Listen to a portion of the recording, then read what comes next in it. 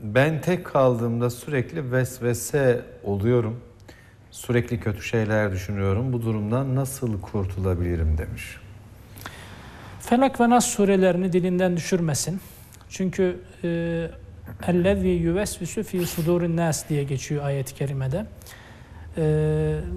Bu vesvese veren şeytan olduğunu bilecek ve bu durumu Cenab-ı Hak'tan yardım isteyerek kurtulmaya vesile arayacak.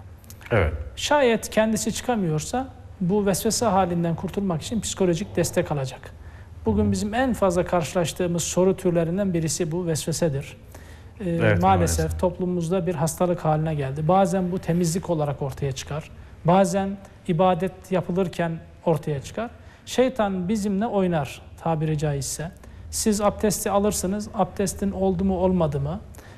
Namazı kılarsanız bunu doğru mu okudun vesaire. Bir müddet sonra siz bunu terk edersiniz. Biz yakinen tanıdığım insanlar da var bu anlamda. Vesveseden bir müddet sonra namaz kılmayı bırakıyor. Yapamıyorum diyor. Zaten şeytanın hedefi de sizin ibadetinizi engellemek. Dolayısıyla hedefine ulaşmış oluyor. Bilsin ki kardeşimiz vesvese şeytandan gelen bir haldir. Üzerinde durmasın. Bir şeyin üzerinde ne kadar durarsanız, kafa yorarsanız o şey sizi o kadar meşgul eder.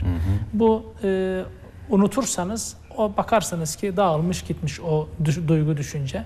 Bunu büyütmeye gerek yok. Hangi sebepten dolayı? Örneğin bazı abdest alamaz.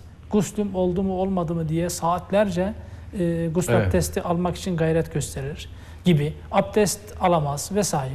Subhaneke okuyamayan insan biliyorum ben. Yani bıraksanız saatlerce Subhaneke'yi dilim dönmüyor diye Fatiha'ya geçemez. Dolayısıyla bunun pek çok örnekleri vardır. Bu psikolojik tedaviyle ancak halledilebilecek bir meseledir. Hangi mesele sizi yoğunlaştırıyor ve ses haline dönüşüyorsa o işi görmezden gelmek çoğu zaman meselenin çözümü olarak karşımıza çıkar. Evet. Tabii destek almakta yarar var.